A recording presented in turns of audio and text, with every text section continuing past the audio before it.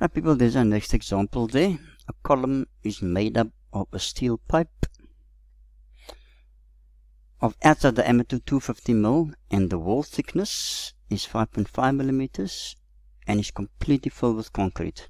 Okay, so it's a steel pipe and they put concrete down on the inside there. Okay, so the concrete and the steel are acting together as a column, as a solid column. The column carries an axial compressive load of 2.8 meganewtons and is 2.65 meters high. E for steel is that, and E for concrete is that. Determine the stresses in the steel and the concrete, and the shortening the column undergoes carrying this load. Right, I'm going to state the first formula. Green do I? So let's see. So the stress for steel over the stress in concrete is equal to the E for steel over the E for concrete, which is equal to M, model ratio. And that's given by 207 divided by that, 207 divided by 14.2, and it is equal to, I get 14.58, which means that we can, if we look at that there, equal to this, I can say therefore that the stress in steel is equal to 14.58 times that of the stress in the concrete. Right, now I can state my force equation. Okay, the equilibrium equation, which goes like this: the stress in the steel times the area of the steel plus the stress in the concrete times the area in the concrete is equal to the total load. Okay, so we're going to write this and that in terms of each other. Can we work at the area of steel? Can we work at the area of concrete? Yes, we can. Okay, right, so let me do something quickly over here.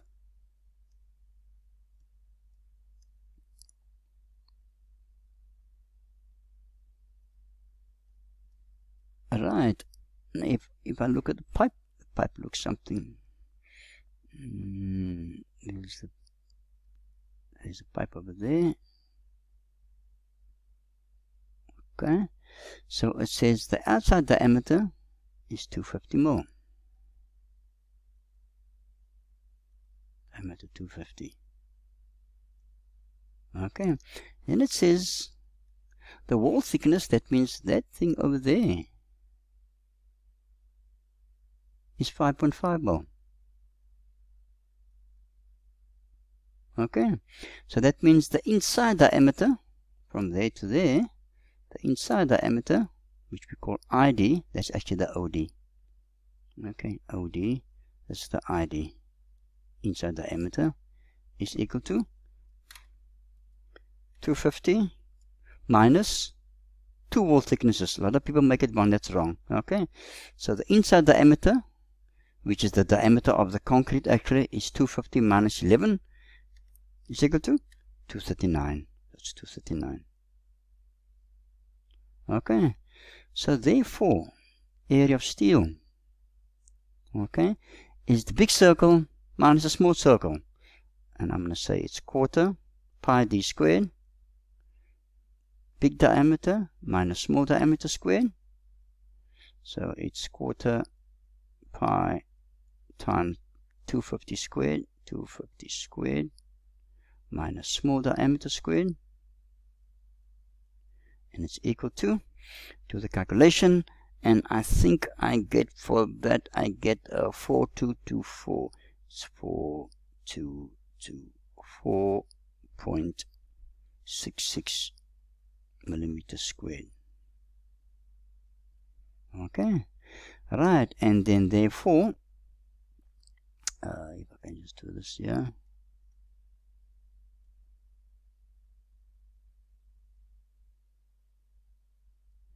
Make it blue. Okay, and then of course therefore the area of the concrete is equal to quarter pi d squared,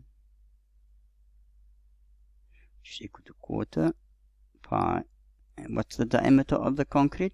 It is 239. Okay, the inside diameter of the pipe is equal to the diameter of the concrete. So it's 239. 239 squared is equal to, and for that I get 44862. You need to check me.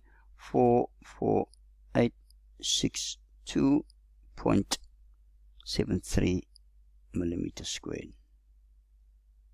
Okay, you need to check me. Just don't write it down, check it. Okay, stop the video at various points, do the calculation, and check that you get the same thing there. So the area of steel is 4224.66 millimeters squared.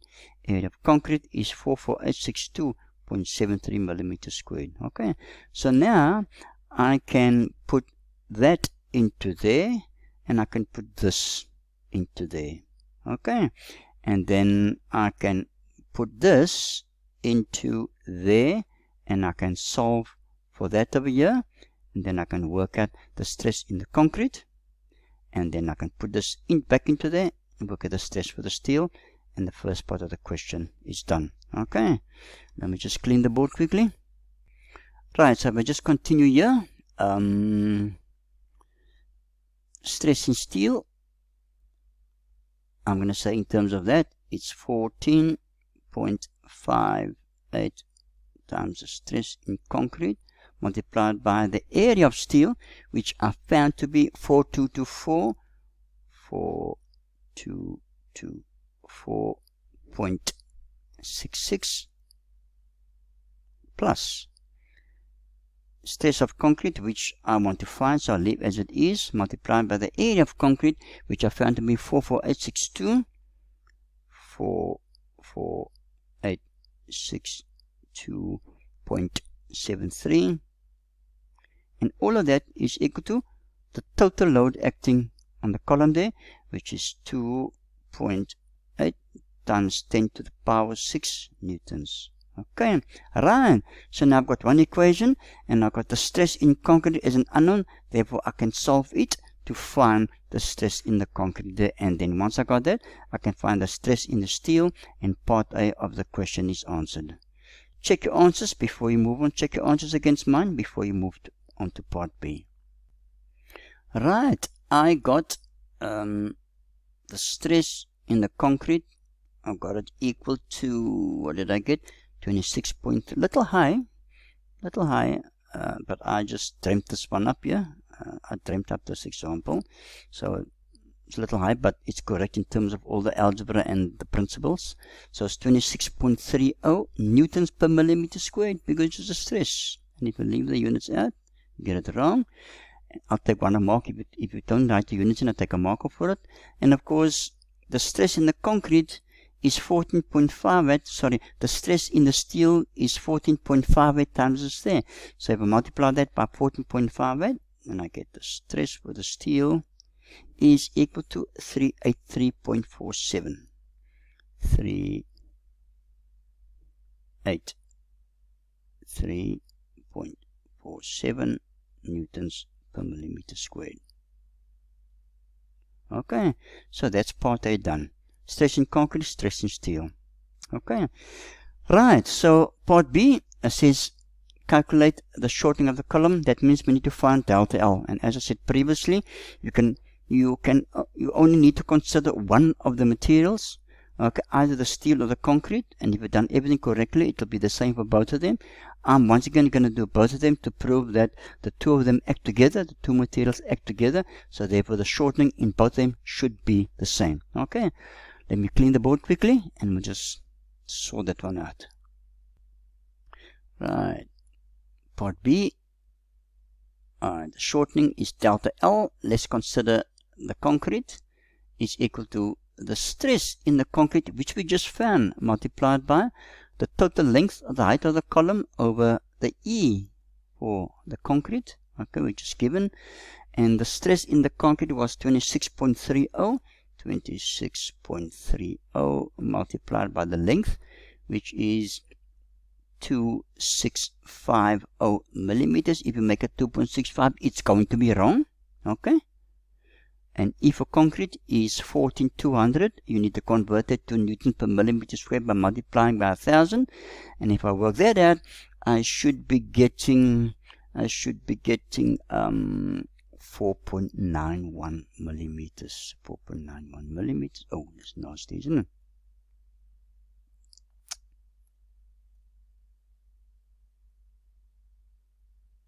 Or, you know why I'm saying or? You can do one or the other. I'm going to use it for steel.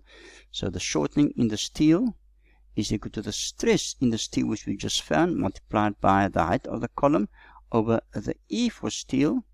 And the stress in steel we found to be 383.47. 383.47 multiplied by the length, which is the same for both of them. That's why it's still 2650. 2650 divided by E for steel, which is 207,000. I'm converting to newtons per millimeter squared. And if you work it out, you should get 4.91 as well. Don't just accept mine is correct. Check it to see if you got it. Okay. So therefore the shortening in the column is 4.91 millimeters. And as I said, you either do the one or the other.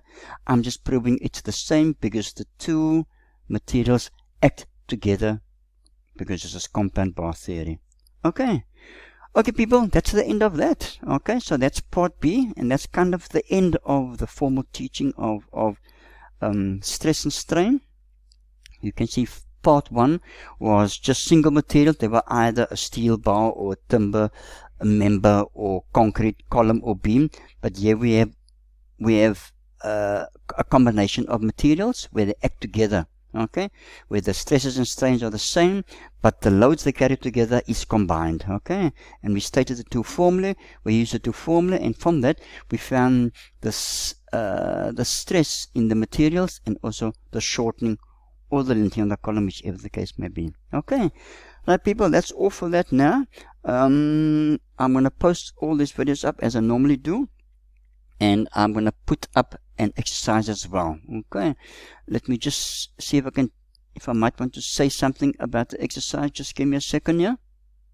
Right, people, yes, I want to say something about it. You'll see there it will be under exercises. Of course, as you normally do, you follow the lessons as they come from top to bottom.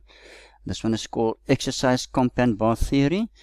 Just a quick note there, and there's the theories. The symbols might be different, but they are the same. There's the equations again, and I marked them with a black star. Okay, so there's the questions, and there's the answers. Okay, there's a stress in the concrete and steel and the shortening of the column.